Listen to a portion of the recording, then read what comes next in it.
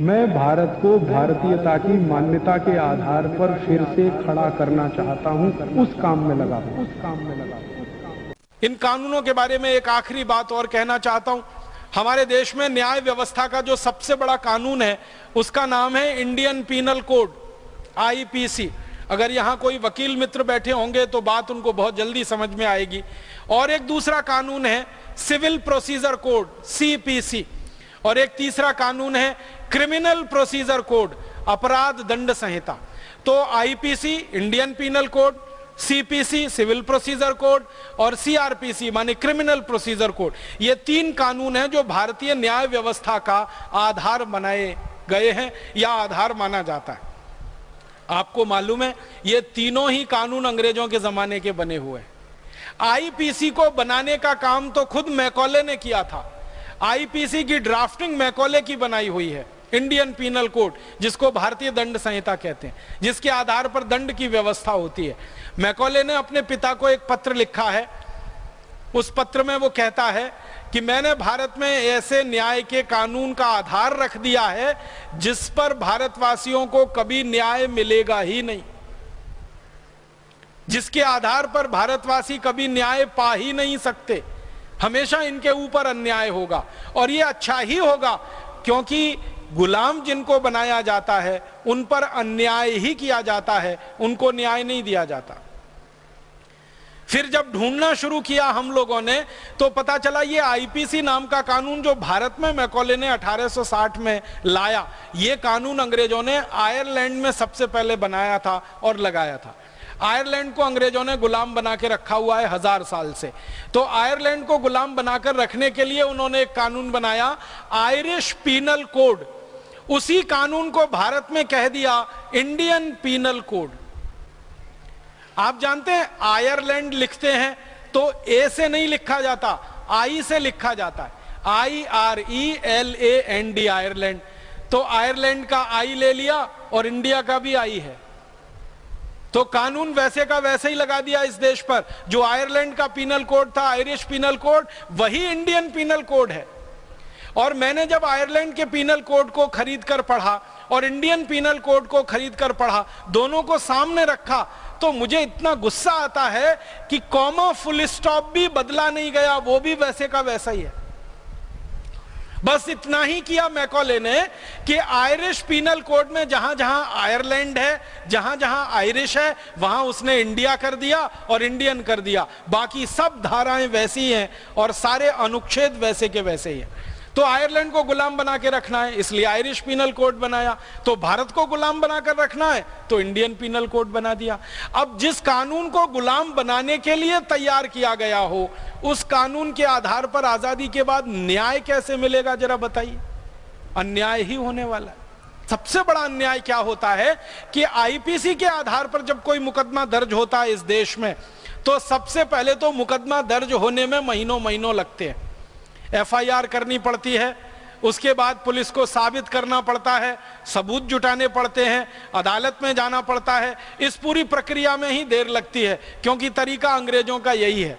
फिर वो मुकदमा दाखिल हो जाए तो फिर सुनवाई शुरू होती है। सुनवाई के लिए सबूत इकट्ठे किए जाते हैं। उन सबूतों के लिए अंग्रेजों के जमाने का एक कानून है, इंडियन एविडेंस एक्ट, और वो सबूत जल्दी इकट्ठे हो नहीं पाते हैं। धीरे धीरे समय बढ़ता जाता है और एक मुकदमे को 4 साल, 5 साल, 10 साल, 15 साल, 20 साल, 25 साल, 30 साल, 35 साल समय निकल जाता है। मुकदमा दाखिल करने वाला मर जाता है, फिर उसके लड़के लड़कियां उस मुकदमे को लड़ते हैं, वो जवान होकर बूढ़े हो जाते हैं, तब भी मुकदमा चलता ही रहता है, चलता ही रहता है, चलता ही रहता है। उसमें कभी अंतिम फैसला नहीं आ पाता। हमारे देश का दुर्भाग्य है कि आजादी के पिछले 63 वर्षों में हमारी अदालतों में लगभग 3.5 करोड़ मुकदमे हैं जो दर्ज किए गए हैं अलग अलग प्रार्थियों के द्वारा, लेकिन उनमें कोई फैसला नहीं आ पा रहा है। 3.5 करोड़ मुकदमे लंबित पड़े हुए हैं, पेंडिंग हैं। हमारे देश की न्याय व्यवस्था के अधिकारियों से जब पूछा जाता है कि इन 3.5 करोड़ मुकदमों का फैसला कभी आएगा, तो वो मजाक करते हुए कहते हैं कि 300-400 साल में फैसला आ जाएगा।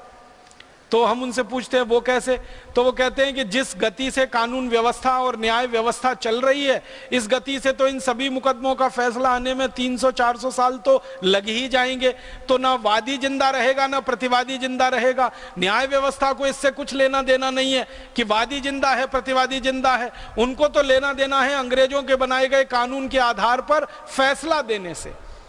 अब मैं एक बड़ी गहरी बात आपके बीच में उठाना चाहता हूं और सारे राष्ट्र के लोगों का ध्यान इस तरफ आकर्षित करना चाहता हूं कि कोई न्यायाधीश अंग्रेजों के बनाए गए कानून के आधार पर अगर फैसला दे रहा है तो वो न्याय कैसे कर सकता है, ये पूछिए, अपने दिल से पूछिए, उस न्यायाधीश से पूछिए।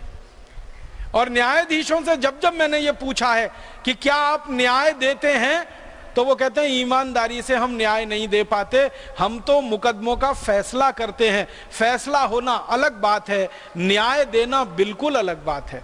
आपको एक उदाहरण से समझाता हूं फैसला क्या होता है और न्याय क्या होता है। मान लीजिए आपने किसी गाय को डंडे से पीटा, तो कानून के हिसाब से आपको जेल हो जाएगी। गाय को डंडे से पीटना भारत में अपराध है, जुर्म है, इसके लिए जेल हो जाती है। लेकिन उसी गाय को आपने गर्दन से काट दिया और उसके मांस की बोटी बोटी आपने बेच दी बाजार में, आपको कुछ नहीं होगा, क्योंकि कानून से वो न्याय सम्मत है। अब गाय को डंडे से मारो तो जेल हो जाती है, लेकिन गाय को गर्दन से काटकर उसके मांस की बोटी बोटी बेचो तो भारत सरकार करोड़ों रुपए की सब्सिडी देती है आपको। मैं अगर गौशाला खोलना चाहूं तो इस देश की कानून व्यवस्था के अनुसार मुझे बैंक से कर्ज नहीं मिल सकता, लेकिन गाय को कत्ल करने के लिए कत्ल खाना बनाना हो, उसके लिए बैंक करोड़ों रुपए कर्ज देने को तैयार है मुझे। आप सोचिए, मैं गौशाला बना के गाय का दूध बेचना चाहता हूं, बैंक के पास जाता हूं, मुझे कर्ज दे दो। बैंक कहती है हमारी योजना में गाय को कर्ज देने की व्यवस्था नहीं है। लेकिन उसी बैंक के पास में जाता हूं कि मुझे कत्ल खाना खोलना है और कर्ज दे दो, तो बैंक खुशी से कर्ज देती है। उस कर्जे पर ब्याज सबसे कम लिया जाता है और करोड़ों रुपए का कर्ज तो मुफ्त में दिया जाता है सब्सिडी के रूप में। आप बताओ कि अगर मैं गाय का मांस बेचने के लिए कत्ल खाना खोलूं तो मेरे लिए कर्ज है, सब्सिडी है। गौशाला खोलूं गाय को पालन करने के लिए तो मुझे ना सब्सिडी है ना बैंक की कोई मदद है। ऐसी व्यवस्था में न्याय कहां हो सकता है। और एक उदाहरण दूं, किसी बच्चे को जन्म लेने से पहले अगर कोई मारे ना तो उसको गर्भपात कह के छोड़ देते हैं, लेकिन जन्म लेने के बाद मारे तो हत्या हो जाती है और 302 का मामला बनता है।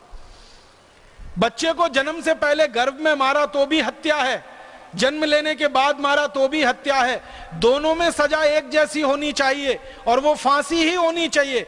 लेकिन जन्म से पहले मारो तो गर्भपात है और जन्म के बाद मारो तो हत्या है। इसलिए इस देश के लाखों लालची डॉक्टर करोड़ों बेटियों को गर्भ में ही मार डालते हैं, क्योंकि गर्भ में मार देने से उनको फांसी नहीं होती है।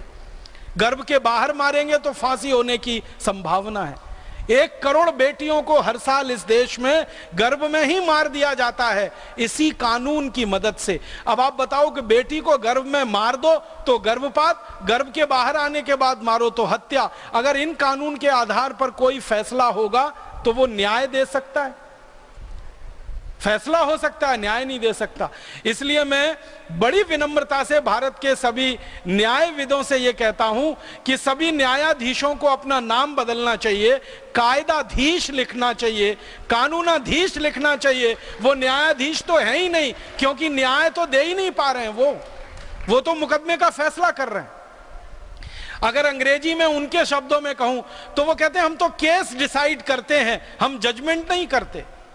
क्योंकि न्याय देना बिल्कुल अलग है, मुकदमे का फैसला करना बिल्कुल अलग है। मुकदमे का फैसला होता है कानून के आधार पर और न्याय होता है धर्म के आधार पर, सत्य के आधार पर। धर्म और सत्य से न्याय की स्थापना हो सकती है, कानून से न्याय की स्थापना नहीं हुआ करती है। दुर्भाग्य से हमारे देश में धर्म और सत्य की सत्ता नहीं है, कानून की सत्ता है। लॉ एंड ऑर्डर की बात होती है, धर्म और न्याय की बात नहीं होती, सत्य की बात नहीं होती। तो ये अंग्रेज छोड़कर चले गए पूरी कानून व्यवस्था को, और वही ढो रहे हैं हम आजादी के 63 साल के बाद।